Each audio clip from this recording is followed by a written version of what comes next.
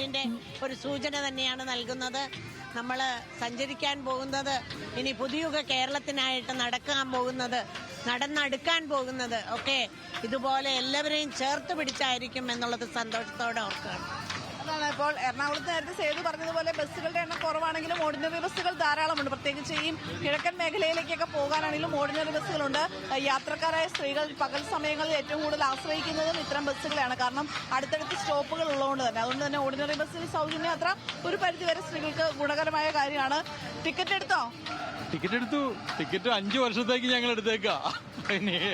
അല്ല, ഇവിടെ ഈ ബസ്സിൽ ഇപ്പൊ കയറുമ്പോഴേ സ്ത്രീകൾക്ക് ടിക്കറ്റ് വേണ്ട. അല്ല, സ്ത്രീകൾക്ക് മാത്രമാണ് സൗജന്യ യാത്ര. പുരുഷന്മാർക്ക് ടിക്കറ്റ് എടുക്കണമല്ലോ.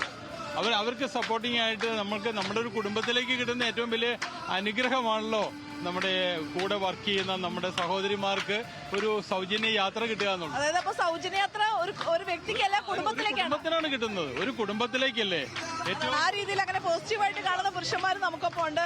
എങ്ങനെ നീ എല്ലാ ദിവസവും എവിടെയെങ്കിലൊക്കെ പോകാല്ലേ യാത്ര? വളരെ സന്തോഷമുണ്ട് ഇങ്ങനൊരു അവസരം കോൺഗ്രസിന്റെ ഭാഗത്തുനിന്നുണ്ടായിരുന്നു.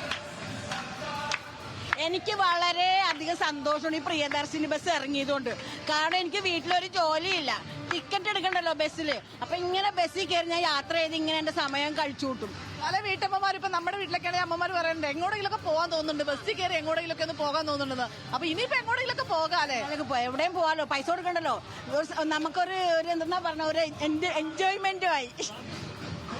നമ്മുടെ വനിതകൾക്ക് വേണ്ടി ഏറ്റവും വലിയൊരു പരിപാടിയാണ് ഇത്. അതായത് വനിതകൾക്ക് എവിടെ ചെന്നാലും ഒരു മുൻഗണന ഇല്ല, പക്ഷെ ഇതിൽ നമുക്ക് നല്ലൊരു മുൻഗണനയുണ്ട്. നമ്മുടെ മുഖ്യമന്ത്രിനെ എത്രത്തോളം പുകഴ്ത്താമോ നമ്മുടെ MLA തോമസിന്, അതുപോലെ തന്നെ നമ്മുടെ ശക്തമായിട്ടുള്ള MLAയുടെ ആ ഒരു പ്രവർത്തനം കൊണ്ടും എല്ലാവരുടെ കൂട്ടായ പ്രവർത്തനം കൊണ്ടും നല്ല രീതിയിൽ മഹിളകൾക്ക് ഒരു മുൻഗണന കിട്ടിയതിൽ വളരെ വളരെ വളരെ സന്തോഷം.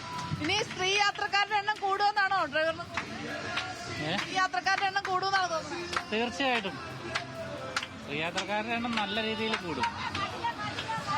ഇവിടെ ഇങ്ങനെ സ്റ്റിക്കർ ഉണ്ട്, 0 ടിക്കറ്റ് എടുക്കണം കയറുന്നവര്. അതിനൊപ്പം തന്നെ ഈ പ്രിയദർശിനി സ്ത്രീ സൗജന്യ യാത്ര എന്ന് ഫ്രണ്ടിൽ എഴുതിയിട്ടുണ്ട്. ഇതിന്റെ ഒരു സ്റ്റിക്കർ ഫ്രണ്ടിലും ഉണ്ടാവും, ഒപ്പം തന്നെ ഡോറിന്റെ അവിടെ ഉണ്ടാവും. കയറുന്നവർക്ക് പെട്ടെന്ന് തിരിച്ചറിയാൻ സാധിക്കും ഇത് സൗജന്യ യാത്ര നൽകുന്ന ബസ്സാണോ അല്ലയോ എന്നുള്ളത്.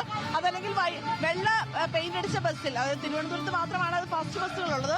മറ്റു ജില്ലകളിലെല്ലാം തന്നെ വെള്ള പെയിന്റ് അടിച്ച എല്ലാ KSRTC ബസ്സുകളിലും ഈ സൗജന്യ യാത്രയുണ്ട്. എന്തായാലും ഇവിടെ കളക്ടറേറ്റ് വളപ്പിലാണ് ഇപ്പോൾ ഈ ബസ് ഉള്ളത്. കളക്ടറേറ്റ് വളപ്പിൽ നിന്ന് ആളുകളെ കയറ്റുകയാണ്. സ്ത്രീകൾക്ക് താല്പര്യമുള്ളവർക്കൊക്കെ അകത്തേക്ക് കയറാം. എന്തായാലും വലിയ രീതിയിൽ സന്തോഷമുള്ള അല്ലെങ്കിൽ ആളുകൾക്ക് വലിയ ഊർജ്ജം നൽകുന്ന ഒരു കാര്യം തന്നെയാണ്.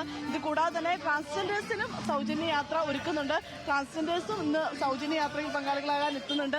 സർക്കാരിന്റെ പദ്ധതി എങ്ങനെ കാണുന്നു? വളരെയധികം സന്തോഷം. ഞങ്ങളെ പോലുള്ള ജനവിഭാഗങ്ങളെയും ആദ്യഘട്ടത്തിൽ തന്നെ ഉൾപ്പെടുത്തിയതിൽ വളരെയധികം സന്തോഷമുണ്ട്. പിന്നെന്താണ്, നീണ്ട 10 വർഷം ഞങ്ങൾക്കൊരു വാഗ്ദാനങ്ങളുടെ ഒരു പെരുമഴ കിട്ടിയെങ്കിലും പക്ഷെ അതെല്ലാം പൊള്ളയ വാഗ്ദാനങ്ങളായിരുന്നു. പക്ഷെ ഇത് പറഞ്ഞ വാഗ്ദാനം അതുപോലെ തന്നെ പാലിക്കുന്ന ഒരു സർക്കാരാണ് നമുക്ക് വന്നിട്ടുള്ളത്. ഒരു